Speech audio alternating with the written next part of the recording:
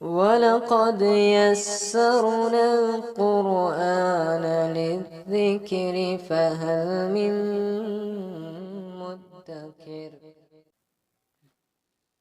بسم ربي الأكرم الذي علم بالقلم علم الإنسان ما لم يعلم وصلى الله على نبينا محمد وعلى آله وصحبه وسلم اما بعد سامعین کرام، آپ کا خیر مقدم ہے ہمارے اس چینل میں، جہاں ہم عربی زبان کے قواعد کو آسان سے طریقے سے سمجھانے کی کوشش کر رہے ہیں۔ جیسا کہ آپ کو معلوم ہے کہ ہم جس کتاب کی شرح کر رہے ہیں وہ کتاب ہے من النحو، اور آج یہ درس کا تیسرا دن ہے۔ آج کا ہمارا موضوع سخن ہوگا جملہ انشائیہ۔ جملہ انشائیہ کیا ہے اور اس کی قسمیں کتنی ہیں، اس پر ہم بعد میں بات کریں گے۔ اس سے پہلے ہم کل کے درس سے متصل کچھ باتیں کرنا چاہتے ہیں۔ سامعین کرام، آپ کو یاد ہوگا کہ ہم نے جب کل جملہ خبریہ کی تقسیم کی تھی تو ہم نے کہا تھا کہ جملہ خبریہ کی دو قسم ہوتی ہے۔ ایک قسم ہے جملہ اسمیہ اور ایک ہے جملہ فعلیہ۔ جملہ اسمیہ کیا تھا؟ جملہ اسمیہ یہ تھا کہ جب جملے کی شروعات اسم سے ہو تو ہم اسے کہتے ہیں جملہ اسمیہ، ٹھیک ہے؟ جیسے زید قائم، زید اسم ہے، اسم سے جملے کی شروعات ہوئی تو ہم نے اسم کی طرف جملہ کی نسبت کر دی اور ہم نے کہا یہ اسم جملہ اسمیہ ہے۔ اسی طرح سے جب جملہ کی شروعات فعل سے ہوتی ہے، جیسے ضرب زید، زید نے مارا، ضرب فعل ہے، جملہ کی شروعات فعل سے ہوئی تو ہم نے اس وقت کہا کہ اس کی نسبت، اس جملے کی نسبت فعل کی طرف کر کے ہم نے کہا یہ جملہ فعلیہ ہے۔ سوال اٹھتا ہے کہ کیا کسی جملے کی شروعات حرف سے بھی ہو سکتی ہے؟ ہم کہیں گے ہاں ہو سکتی ہے، جیسے فی الدار زید یا فی الدار رجل، تو جملے کی شروعات یہاں پر فی یعنی حرف سے ہوئی، تو کیا ہم اس جملے کو جملہ حرفیہ کہیں گے حرف کی طرف نسبت کر کے؟ تو اس کا جواب ہے نہیں، ہم کسی بھی جملے کو جملہ حرفیہ نہیں کہتے۔ کیوں نہیں کہتے؟ وہ اس لیے کہ اگر آپ غور کریں تو جو اسمیہ ہے اور فعلیہ ہے وہ اسم اور فعل سے مشتق ہے، اس کی طرف نسبت کی گئی ہے اسے، اور یہ اسم اور فعل کس کی قسم ہے؟ وہ تو کلمہ کی قسم ہے، اور کلمہ کی 3 قسمیں ہوتی ہے، جیسا کہ آپ کو یاد ہوگا، اسم، فعل، حرف۔ اسم، فعل، حرف۔ ہم نے آپ کو وہاں بتایا تھا کہ اسم میں معنی پایا تھا زمانہ نہیں، فعل میں معنی پایا تھا زمانہ نہیں، لیکن حرف میں نہ معنی پایا تھا نہ زمانہ۔ تو جب اور چونکہ دونوں میں معنی پایا جاتا ہے، اسم اور فعل میں معنی پایا جاتا ہے جبکہ حرف میں معنی نہیں پایا جاتا، اور نحو کا معاملہ معنی سے ہی ہے، اس کا پورا دار و مدار معنی پہ ہی ہے، لہٰذا اسم اور فعل اس میں معنی پائے جانے کی وجہ سے اسم اور فعل جملے کا اہم رکن، خاص حصہ بننے کے لائق ہو گیا۔ لہٰذا جب جملے کی شروعات اسم سے ہوئی تو ہم نے اسے اس کی طرف نسبت کر دی، کیونکہ اسم خاص رکن بننے کے لائق تھا تو ہم نے جملے کی نسبت اس کی طرف کر کے کہا جملہ اسمیہ۔ جب فعل سے شروع ہوا تو چونکہ فعل خاص رکن بننے کے لیے لائق تھا تو ہم نے اس کی طرف جملے کی نسبت کر دی، ہم نے کہا جملہ فعلیہ۔ لیکن حرف میں چونکہ معنی ہی نہیں پایا جاتا جو کہ اصل ہے، جب معنی ہی نہیں پایا جاتا تو یہ جملہ کا اہم رکن بننے کے لائق نہیں تھا، لہٰذا ہم نے اس کی جملے کی نسبت اس کی طرف ہم نے نہیں کی، اور لہٰذا ہم جملہ حرفیہ نہیں کہہ سکتے۔ تو ایسی صورت میں ہم جملہ اسمیہ کو جب حرف سے جملہ جو شروع ہوگا تو اسے ہم کیا کہیں گے؟ جیسے فی الدار رجل، ہم ایسے جملے کو کیا کہیں گے؟ ہم کہیں گے یہ جملہ، ہم اس میں کہیں گے کہ ہم حرف کے بعد والے کلمے کو دیکھیں گے، اگر وہ اسم ہوا تو ہم کہیں گے یہ جملہ اسمیہ ہے، جیسے فی الدار رجل، حرف سے شروع ہوا جملہ، اس کے بعد کیا آ رہا؟ رجل، جو کہ اسم ہے، ہم کہیں گے یہ جملہ اسمیہ ہے۔ اور ایسے جملے کو جملہ حکمیہ کہتے ہیں، یعنی حکماً یہ جملہ حکماً اسمیہ ہے، ہم اسے کہتے ہیں حکماً اسمیہ۔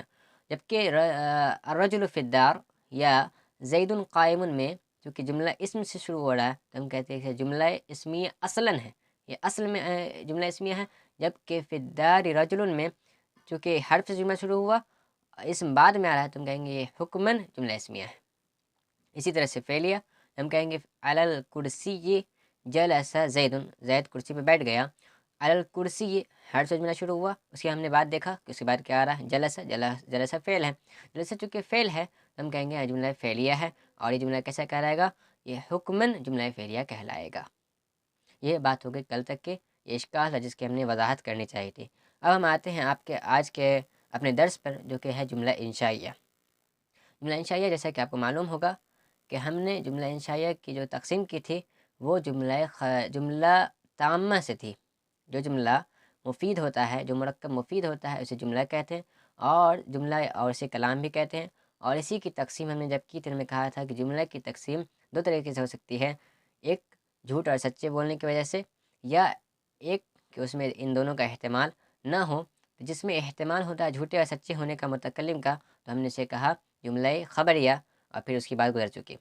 ہم نے دوسری کی تقسیم میں کہا تھا کہ اس کی دوسری قسم ہے جملہ انشائیہ، جو آج ہم بات کرنے والے ہیں۔ جملہ انشائیہ انشاء سے بنا ہے، اور انشاء کا مطلب ہوتا ہے ایجاد کرنا، پیدا کرنا۔ جیسے اللہ نے فرمایا انا انشأناہن انشاء، ہم نے ان حوروں کو پیدا کیا ہے، ایجاد کیا ہے۔ اسی طرح سے اللہ نے فرمایا انتم انشأتم شجرتها ام نحن المنشئون، کیا تم اس پیڑ کو پیدا کرتے ہو، اس درخت کو پیدا کرتے ہو، یا ہم پیدا کرنے والے ہیں۔ تو انشاء کا مطلب ہوتا ہے ایجاد کرنا۔ اب پیدا کرنے سے یہاں پہ مراد کیا، اصطلاح میں جملہ انشائیہ کیوں کہتے ہیں اسے؟ ہم کہتے ہیں کہ یہاں پر متکلم یا تو اپنے اندر کے طلب کو باہر نکالتا ہے، ایجاد کرتا ہے، اس چیز کو جملہ انشائیہ کرتے ہیں، یا پھر اس میں دو وہ کام کر رہا ہوتا ہے، یا تو طلب کو ایجاد کر رہا ہوتا ہے، یا پھر اپنے اندر کسی تاثرات یا کسی کیفیت کو اپنے سے باہر کر رہا ہوتا ہے، اس کا اظہار کر رہا ہوتا ہے، ایجاد کر رہا ہوتا ہے، اس لیے اسے جملہ انشائیہ کہتے ہیں۔ جیسے کوئی کہتا ہے اپنے اندر کی کیفیت کو بیان کرتے ہوئے کہتا ہے کہ کتنا خوبصورت موسم ہے آج کا، کیا یہ خوب گھر ہے یہ، تو یہ اپنے اندر کے وہ کیفیت کو بیان کر رہا ہے کہ اسے گھر اچھا لگ رہا ہے، تو وہ اپنے اندر اس کو تعجب کو اظہار کر رہا ہے، ایجاد کر رہا ہے، اسی لیے اسے جملہ انشائیہ کہتے ہیں۔ اسی طرح سے اگر کوئی طلب کو اگر اظہار کرتا ہے، جیسے کوئی کہتا ہے یہاں آؤ، جب آنے کے لیے وہ کہہ رہا ہوتا ہے تو وہ ایجاد کر رہا ہوتا ہے، اپنے اندر کے طلب کو، کیفیت کو بیان کر رہا ہوتا ہے، جیسے جملہ انشائیہ اسی لیے کہتے ہیں۔ تو اگر آپ غور کریں تو جملہ انشائیہ کی دو قسم ہو گئی۔ ہم کہہ سکتے ہیں جملہ انشائیہ کی دو قسم یہ ہے کہ ایک ہوتا ہے جملہ انشائیہ طلبیہ، جس میں طلب پایا جائے، اور ایک ہوتا ہے جملہ انشائیہ غیر طلبیہ، جس میں طلب نہیں ہوتا۔ یہاں پہ انہوں نے مؤلف رحمہ اللہ نے اس کی 10 قسمیں بتائی ہے۔ ہم اس کو اس طرح سے بیان کر سکتے ہیں کہ جملہ انشائیہ کی پہلے ایک قسم کی طلبیہ، وہ جملہ انشائیہ جس میں طلب پایا جاتا ہے، وہ اس کی قسم یہ ہے۔ پہلی چیز ہو گئی امر۔ امر کسے کہتے ہیں؟ امر جس میں حکم دیا جائے، جیسے اضرب، تو مار۔ اسی کو امر تب کہتے ہیں جب اوپر والا نیچے والے کو کچھ کہتا ہے، جس کا اونچا مقام ہوتا ہے، جب وہ اپنے سے نیچے والے مقام والے کو کچھ کہتا ہے تو اسے کہتے ہیں امر۔ جبکہ اس کے جسٹ الٹا، اس کے برعکس، اگر کوئی نیچے والا اوپر والے کچھ کہتا ہے تو وہ امر نہیں کہلاتا، وہ اصطلاح میں دعا ہو جاتی ہے۔ دعا جیسے ہم اللہ سے کہتے ہیں، جیسے بندہ اللہ سے کہے اللہم اغفر لی، اے اللہ تو مجھے بخش دے، تو یہ بندہ چونکہ اللہ کو کہہ رہا ہے، چھوٹے رتبے والا بڑے رتبے والا کچھ کہہ رہا ہے، تو یہ دعا کہلاتی ہے۔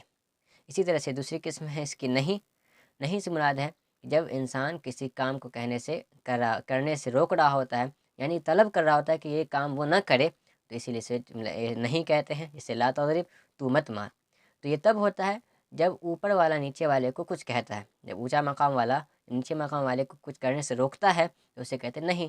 جبکہ اس کے برعکس نیچے رتبے والا اگر اوپر رتبے والے کو کسی کام کو کرنے سے روکتا ہے تو اسے کہتے ہیں ہم اس وقت دعا ہی کہتے ہیں۔ جیسے اللہ سے کوئی بندہ کہے اللہم لا تعذبنی، اے اللہ تو مجھے عذاب نہ دینا، تو یہ بھی دعا کہلائے گا، کیونکہ بندہ جو کہ کم رتبے والا ہے وہ اللہ سبحانہ تعالیٰ کو نہیں کر رہا ہے، تو یہ نہیں اصطلاح میں تعدباً، ادب کے باب سے یہ اس کو ہم نہیں کہیں گے، بلکہ ہم اس کو بھی دعا ہی کہیں گے۔ جملہ انشائیہ طلبیہ کی تیسری قسم ہے استفہام۔ اس میں بھی طلب پایا جاتا ہے۔ ہم پوچھتے ہیں حل ضرب زید، تو ہم کچھ نہ کچھ طلب کر رہے ہوتے ہیں کہ ہم اس سے جواب طلب کر رہے ہوتے ہیں، اسے ہم جملہ انشائیہ طلبیہ میں داخل کرتے ہیں۔ استفہام حل ضرب زید، کیا زید نے مارا؟ اور بھی اس کی تقسیم ہو سکتی ہے، ہم اس میں جانا نہیں چاہتے۔ اسی طرح سے تمنی، ایک قسم ہے تمنی جملہ انشائیہ طلبیہ کی، وہ ہے لیت زید حاضر، کاش کہ زید حاضر ہوتا۔ گویا ہم اس کے حضور کی، اس کے حاضری کی ہم تمنا کر رہے ہیں، اسی لیے ہم اس کو جملہ انشائیہ طلبیہ میں داخل کر دیتے ہیں۔ اس کے بعد ایک اور ہے، ایک قسم اور ہے جملہ انشائیہ طلبیہ کی، وہ ندا ہے۔